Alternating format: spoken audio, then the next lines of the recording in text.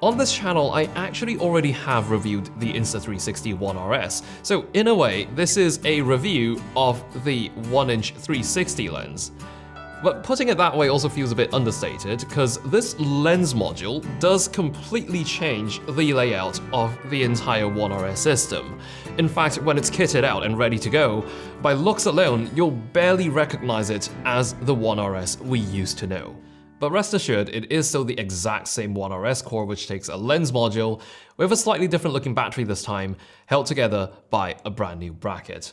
All this trouble, of course, is to accommodate the much larger 1-inch 360 module in the name of image quality, which is something we'll of course get to, but while we're here, let's talk about the hardware for a bit. Now, if you're already a One RS owner, there is the option to purchase an upgrade kit, which is everything you need here minus the core for a cheaper price. The whole point of the dual 1-inch upgrade is, well, primarily sensor size. That, however, would inevitably result in a larger physical footprint, which makes it impossible to attach the default battery base.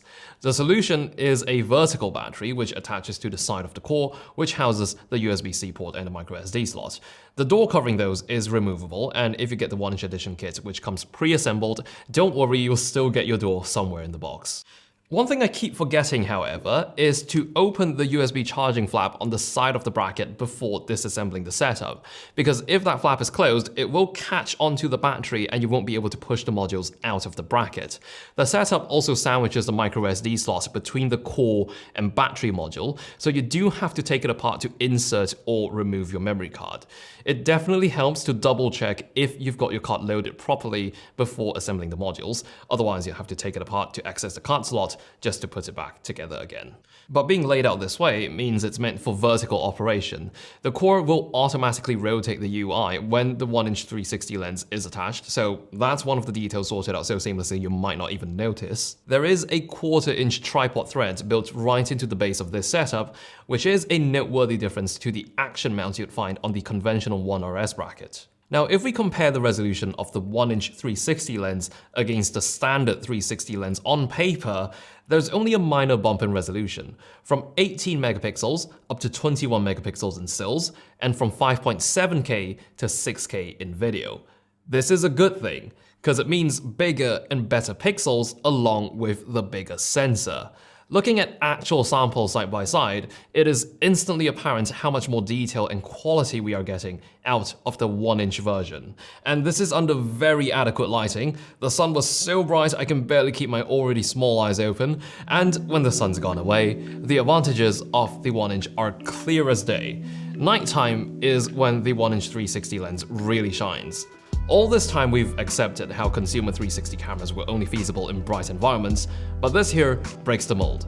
It suddenly doesn't feel wrong anymore if you want to capture 360 in low light. Lower noise, cleaner and clearer details across the board, it is a very visible upgrade.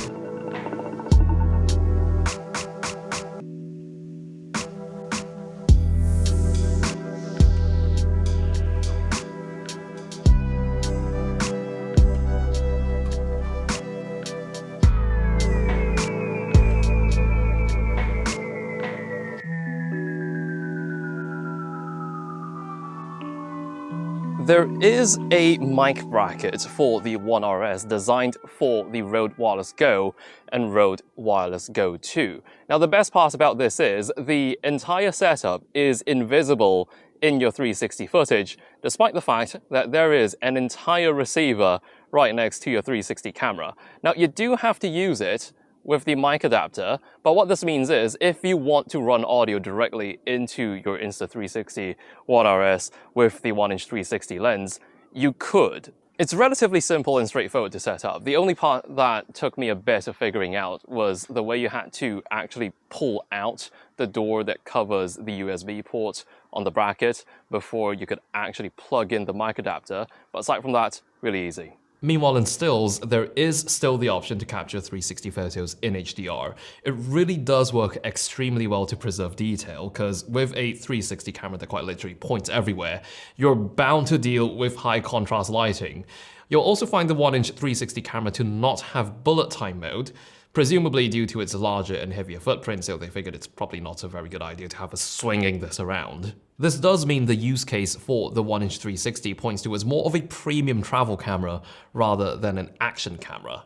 It's a bit bulkier, bit heavier, less water resistant, IPX3, which is good against light rain, so not quite the 360 camera you mount somewhere for extreme sports. But this is the beefier, slower paced, but more refined selection among their 360 offerings. Really one to pack on your next trip if you're keen on capturing everything around you in the highest quality possible for a footprint like this. Links below for anyone interested, and I'll be seeing you in one of my other videos.